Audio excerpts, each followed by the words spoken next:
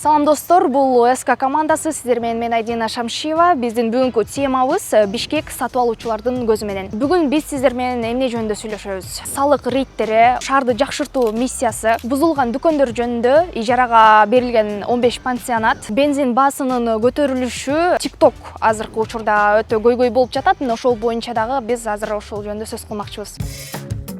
Свердлов районунда мыйзамсыз ижарага берилген турак жай боюнча азыркы учурда рейд жүрүп жатат. Бул тууралуу райондук администрация билдиришет. Борбор калаада мыйзамсыз баттер гүлдөп жатканы белгиленди. Учурда көптөгөн аренда берүүчү адамдар иштөөдө салык төлөөгө өтө басым жасашат. Бирок мыйзамсыз баттерлер өз ишин улантууда. Ижара үчүн патенттин чарчы метр баасы 30 сомдон 40 сомго чейинки сумманы түзөт. Ошондой эле страховой полюсту сатып алуу баасы 919 сомду түзөт.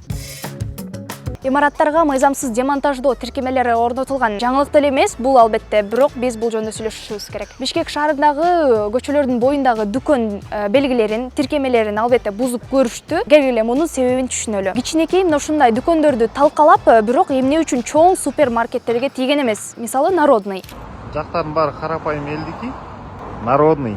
Азыр Бишкектин айрым көчөлөрү согуштан кийинки калган көрүнүштөрдү туюндурат. Сынган тротуарлар тонналап калды. Ошол эле курулуш таштандылары жана эскилиги жеткен фасадтар. Мэрия масштабдуу демонтаждоо иштерин жөн эле бузуп жаткан жок. Мыйзамсыз толуктоолор, киргизүү топтор, сырткы белгилер. Контролдоо боюнча башкармалык пайдаланып жатат деп билдирет Кактус медиа сайты. Азыркы учурда чыгарбалык курулмалар, кошумча курулуштар 3492 жарнама үлгүлөрү пайда болду. Кимдин эсебинен баары өзүнүн калыбына келтирилет. Бишкек шаардык кеңешинин токтомуна ылайык, шаардык кеңешинин төрагасы объекттин ээсинин эсебинен жүргүзүлөт. Эгерде алар өзүлөрүнүн эсебинен акчаны чыгарып төлөшпөсө, анда алар үчүн штраф күтүлүп турат.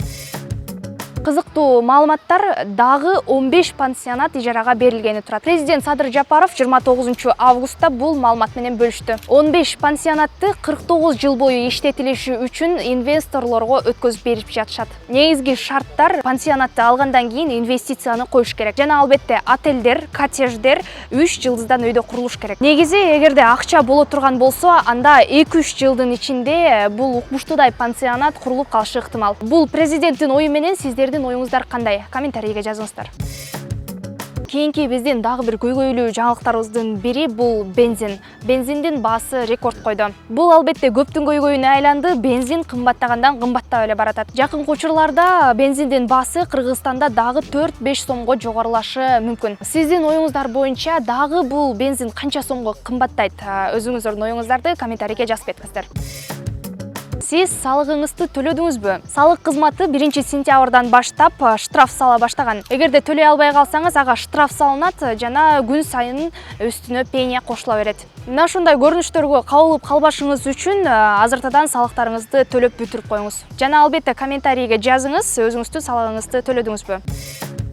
Көбүбүз колдонуп жүргөн азыркы TikTok социалдык баракчасын жапканы жатышат. Келиңиздер, азыр TikTok'ту колдонуучулардан ой пикирлерин угуп көрөлү. Мы узнаем о Министерстве культуры только когда они хотят что-то запретить.